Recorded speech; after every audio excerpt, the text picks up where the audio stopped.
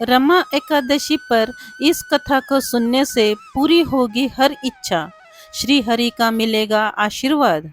हर साल कार्तिक माह के कृष्ण पक्ष की एकादशी तिथि को रमा एकादशी मनाई जाती है। इसे कार्तिक कृष्ण एकादशी भी कहा जाता है।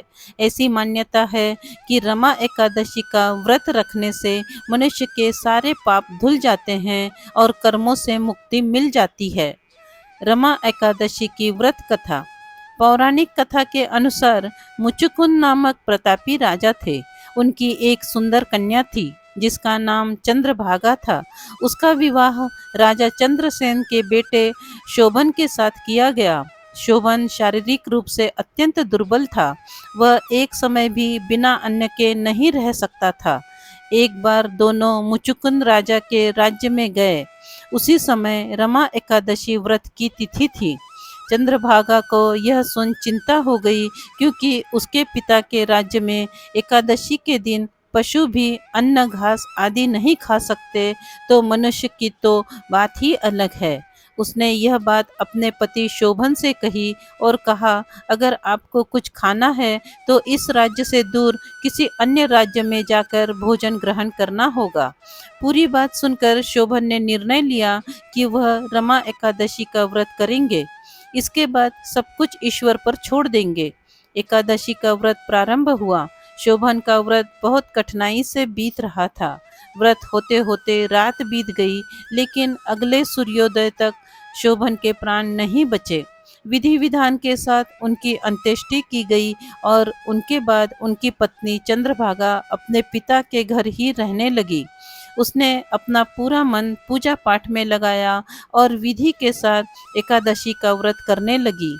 दूसरी तरफ शोभन को एकादशी व्रत करने का पुण्य मिला और वो मरने के बाद एक बहुत भव्य देवपुर का राजा बनता है, जिसमें असीमित धन और ऐश्वर्य है।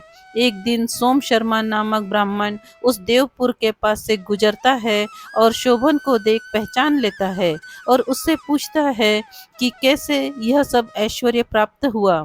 तब शोभन उसे बताता है कि यह सब रमा एकादशी का प्रताप है, लेकिन यह सब अस्थिर है।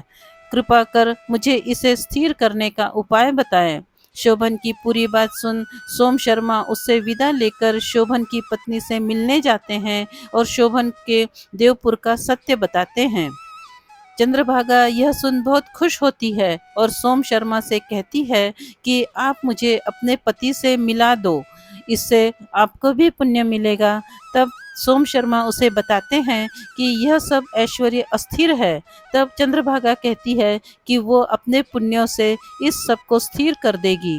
सोम शर्मा अपने मंत्रों एवं ज्ञान के द्वारा चंद्रभागा को दिव्य बनाते हैं और शोभन के पास भेजते हैं। शोभन पत्नी को देख बहुत खुश होता है। तब चंद्रभागा उससे कहती है, मैंने जन्म से नियमित 11 का व्रत किया है। मेरे उन सब जीवन भर के पुण्यों का फल मैं आपको अर्पित करती हूँ। उसके ऐसा करते ही देवनगरी का ऐश्वर्य स्थिर हो जाता है और सभी आनंद से रहने लगते हैं। रमा एकादशी का महत्व पुराणों में बताया गया है। इसके पालन से जीवन की दुर्बलता कम होती है, जीवन पाप मुक्त होता है। धन्यवाद।